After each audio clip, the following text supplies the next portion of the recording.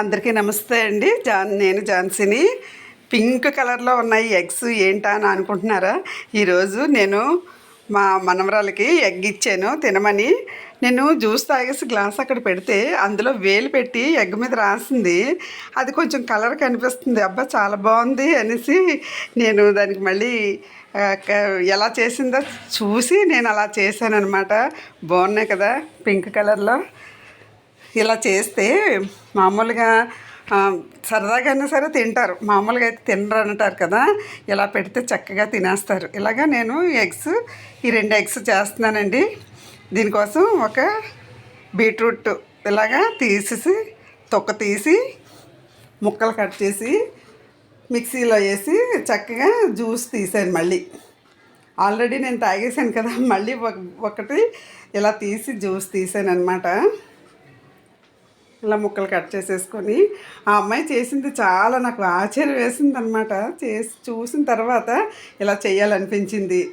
ఇలాగా మిక్సీ జార్లో వేసేసుకొని మిక్సీ చేసి ఒక గిన్నెలో వేసాను. వేసి ఎగ్స్ ఇందులో ముంచాను అనమాట. ఇలా చూడండి, అది వైట్ మీద వేసేసరికి చక్కగా పింక్ కలర్ వచ్చింది. చాలా బాగుంది. ఆ అమ్మాయి చేసుకుని అలా తింటుంటే బాగుంది, ఇలా చేద్దాంలే అనేసి నేను కూడా చేశాను సరదాగా. చేసింది మీకు చూపిస్తున్నాను అనమాట.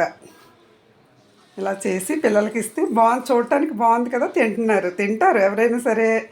ఇది కడిగితే ఒకవేళ పోతుందేమోనని నేను క్లాత్తో క్లీన్ చేశాను అనమాట. బీట్రూట్ని క్లీన్ చేస్తే పింక్ కలర్లో మాత్రం ఉండిపోయింది ఎగ్గు.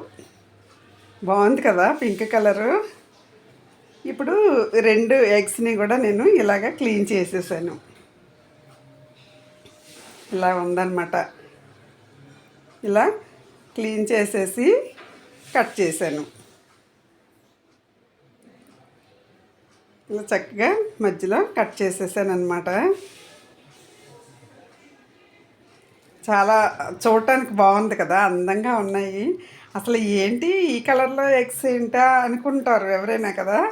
నేను కూడా ఫస్ట్ ఆ అమ్మాయి మా మనవరాలు చేసినప్పుడు అబ్బా ఏంటి కలర్ ఎంత బాగుంది అనుకున్నాను. అలా చేశాను అనమాట. ఇప్పుడు ఇంకో ప్లేట్లో పెట్టేశాను. ప్లేట్లో బాగాలేదని, సరిగ్గా కనిపించలేదని. ఇప్పుడు చూడండి, పైన కొంచెం మిరియాల పొడి జల్లాను, అలాగే కొంచెం సాల్ట్ కూడా జల్లాను. ఇలా జల్లి పిల్లలకి ఇస్తే చక్కగా తింటారు. బాగున్నాయి కదా ఎగ్స్. నా వీడియో నచ్చితే లైక్ చేయండి, సబ్స్క్రైబ్ చేయండి. Thank you.